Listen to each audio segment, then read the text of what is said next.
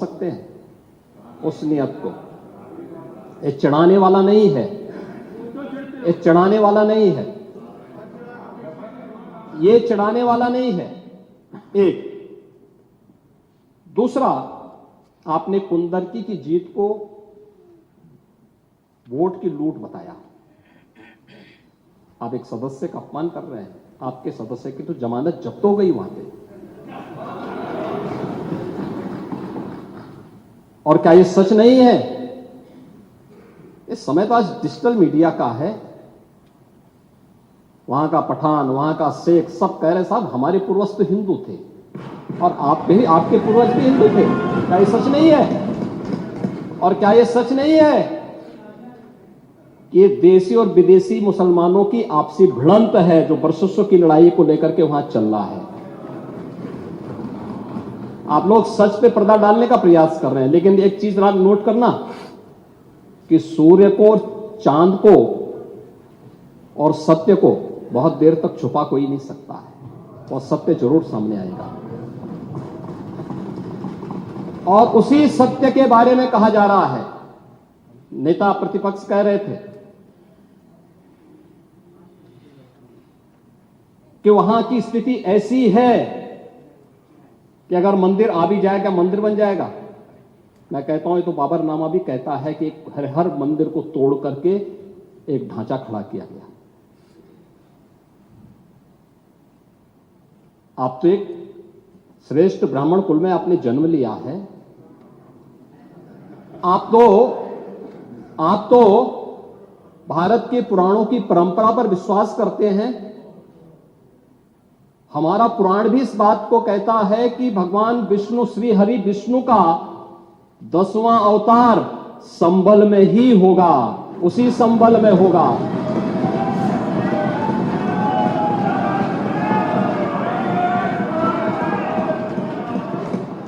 और यह तो केवल सर्वे की बात थी।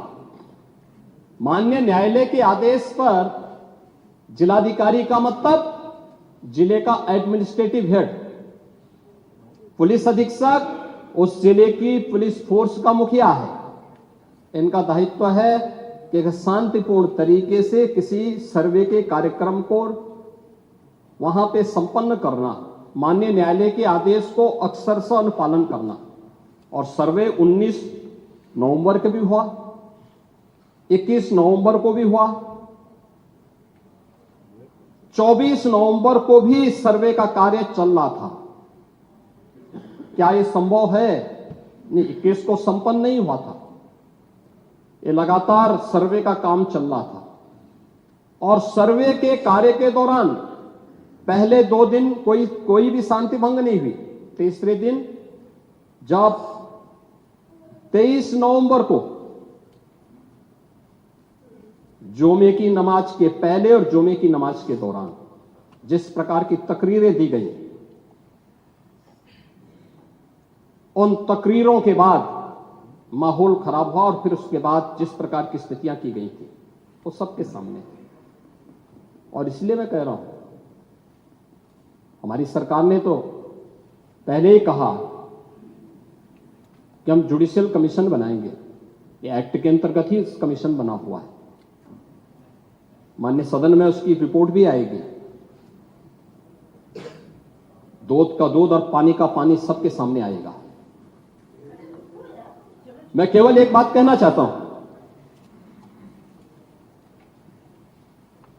कि अगर संभल के बारे में हम जब बात करते हैं महोदय, एक लंबा सिलसिला है इस संभल का। और अगर मैं संभल की जब चर्चा करता हूं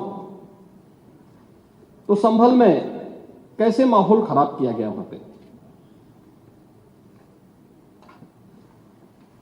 ये संभल में दंगों का जो इतिहास है 1947 से ही प्रारंभ होता है। 1947 में एक मौत होती है। 1948 में 6 लोग मारे जाते हैं। 1958 में भी दंगा होता है। 1962 में भी दंगा होता है। 1976 में भी 5 लोगों की मौत वहां पर हुई थी और 1978 में 184 हिंदुओं को सामूहिक रूप से जला दिया गया था। 184 हिंदुओं को हत्या हुई थी, हिंदुओं की हत्या हुई थी और जलाया भी गया था और 184 हिंदू मारे गए थे वहां। 184। मैं वही तो कह रहा हूं ना, आप उस सच को स्वीकार नहीं करेंगे, आप उस सच्चाई को स्वीकार नहीं करेंगे और लगातार कई महीनों तक वहां कर्फ्यू था। 1980 में फिर दंगा हुआ था, एक मृत्यु हुई। 1982 में फिर दंगा हुआ, एक मृत्यु हुई। 1986 में 4 लोग मारे गए और 1990 फिर 1992 में 5 मौतें हुई, 1996 में 2 मौतें हुई। ये लगातार इस सिलसिला चलता रहा। 1947 से लेकर के अब तक 209 हिंदुओं की निर्मम हत्या वहां हुई है संभल के अंदर। 209 हिंदुओं की, और एक भी बार किसी ने उन निर्दोष हिंदुओं के लिए कभी 2 शब्द नहीं कहे, उनके प्रति, उन परिवारों के प्रति संवेदना के शब्द नहीं कहे। महोदय, जो आज घड़ियाली आंसू बहा रहे हैं, ये लोग कभी भी उन निर्दोष हिंदुओं के बारे में कभी 2 शब्द नहीं कहे। वहां पर 1978 में जो दंगा हुआ था, महोदय, किस प्रकार की स्थिति थी। एक वैश्य जिसने सबको उधार दे रखा था पैसा, और उस बात को मानता था कि साहब मैं तो सबको पैसा देता हूं, मेरे यहां तो सब व्यवसाय के साथ जुड़े हुए हैं। अगल बगल के हिंदू दंगा होने के बाद उनके घर में इकट्ठे होते हैं। इकट्ठा होने के बाद उनको घेर लिया जाता है। घेरने के बाद वो बोलते हैं, भाई आप हमें क्यों घेर रहे हैं?